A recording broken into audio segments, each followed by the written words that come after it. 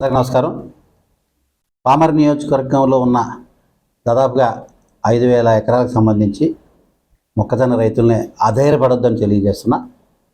Already ప్రభుత్వం కసరత్తు చేస్తుంది.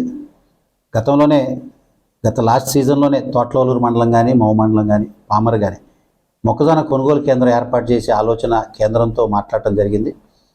కొన్ని కన్స్ట్రెంట్స్ ఉన్నాయి, వాటన్నీ కూడా అధిగమించి త్వరలోనే కొనుగోలు కేంద్రాన్ని ఏర్పాటు చేసే ఆలోచన ప్రభుత్వం ఖచ్చితంగా చేస్తుంది. ఈ లోపల రైతులు ఎవరు అధైర్యపడొద్దని తెలియజేస్తూనే మధ్యవర్తులు ఎవరైతే ఉన్నారో దయచేసి సహకరించండి. సరిగ్గా 2-3 రోజుల క్రితం వరకు 1,800 రేటు మీద ఉండి ఈరోజు 100 తగ్గించి మళ్ళీ మీరు 1,700 అంటే రైతులు ఇబ్బంది పడతారు. రైతులు ఇప్పటికే చాలా మేరకు మొక్కజొన్న విషయంలో రేటు రాక ఇబ్బంది పడుతున్న తరుణంలో దయచేసి మధ్యవర్తులు అందరూ కూడా రిక్వెస్ట్ చేస్తున్న 1,800 రేటుని తగ్గకుండా దీన్ని ముందుకు తీసుకెళ్లవలసిందిగా మరి ఇందాకే కలెక్టర్ గారితో, డిస్ట్రిక్ట్ అధికారులతో, అదేవిధంగా మార్కెట్ ఇతర మంత్రి గారికి సంబంధించి కూడా దీని రిలేటెడ్గా మాట్లాడినప్పుడు కూడా సానుకూలంగా ఒక వ్యవస్థ క్రియేట్ చేయడానికి కార్యాచరణ రూపొందించాం. కానీ ఇంకా క్లియరెన్స్ రాలేదు. ఖచ్చితంగా రాబోయే రోజుల్లో వస్తుంది. మొక్కజొన్న కొనుగోలు కేంద్రాలు ఏర్పాటు చేస్తాం.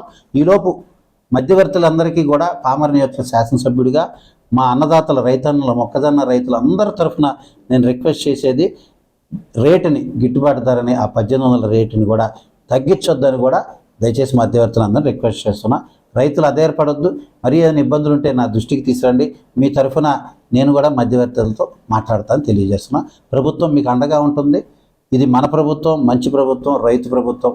ఏ సమస్య ఉన్నా పట్టించుకోవడానికి, స్పందించడానికి, తగు న్యాయం జరిగేదాకా మీకు అండగా ఉండటానికి ఎప్పుడు కూటమి ప్రభుత్వం రైతు పక్షాన ఉంటుందని కూడా నేను మీ కుమార్ రాజా, మీ సేవకుడిగా అహర్నిశలు కృషి చేస్తానని కూడా మీ అందరికీ ఒక నమ్మకం, విశ్వాసం, భరోసా కలిగిస్తూ సదా మీ సేవలో మీ కుమార్ రాజా.